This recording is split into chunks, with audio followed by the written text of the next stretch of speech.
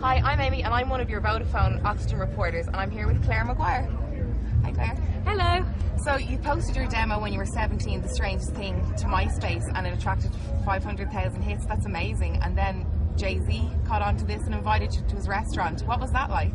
It's quite, well, it's kind of funny actually because the whole time I was getting signed it was a really mad experience because I was meeting so many people and seeing people that I really loved like Jay-Z, and when I met him I actually had a burger in my hand, so it was really embarrassing because he came in and he was like, Clare Maguire, and I was just like, yeah, that's right. Just like eating a burger, and I did eventually get very drunk in front of him, which was very embarrassing as well.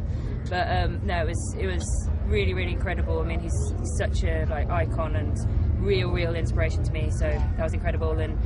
And it was mad, yeah, like the amount of hits that I was getting on MySpace, but I think it was also like the determination that I was having because I really wanted to do it, you know, and I was living in Birmingham and it was very difficult there to meet people who kind of had influence that could help you get signed or anything. So. And do you think that that would be a good way for people that are trying to get signed to use MySpace and mediums like that to get their stuff out there and get known? Yeah, you know, it's funny actually because I always say that's the main thing that you should do is even if you're just a singer, if you're like an actor or footballer or anything, just like film yourself and put it on YouTube. And because what happened with Jessie J as well, wasn't it? She put YouTube, that's how she started, and it's kind of, it's really important now. Like the internet is the only way I think to go, well not the only way, but it's like a very important thing to do. You know, if you really want it, then just don't be shy about it, just put everything you have up there, you know. So I read that you come from a large Irish musical family. Did they have a big influence on your music or your writing when you began? Like seriously massive influence. Irish traditional music in general is just like my favourite. I love the storytelling.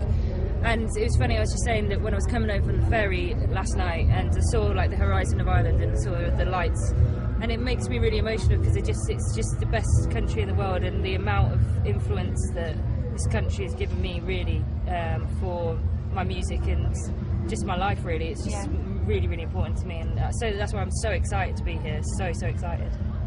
So your single The Last Dance was written... I thought you said, are you single? I was like, I sure am. No, your single The Last Dance was written the day after Michael Jackson passed away. Yeah. Could you tell us a bit about that track?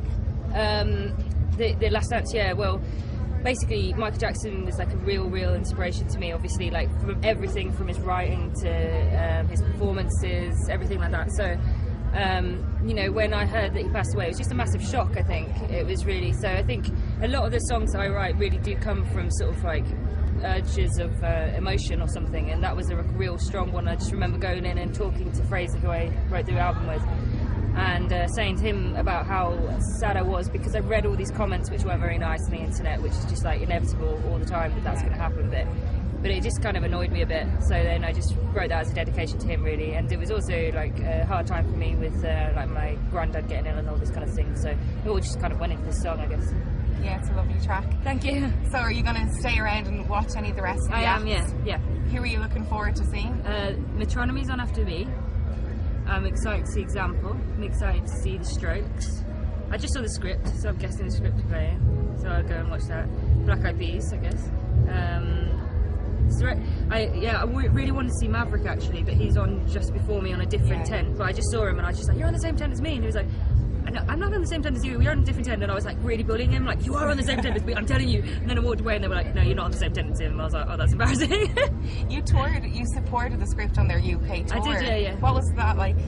I'm telling you, they're the nicest people in the music industry, like hands down, and it's just so incredible actually to see them. They're so massive, like so successful. It's crazy, and like it was how many, like 15,000, 20,000 people.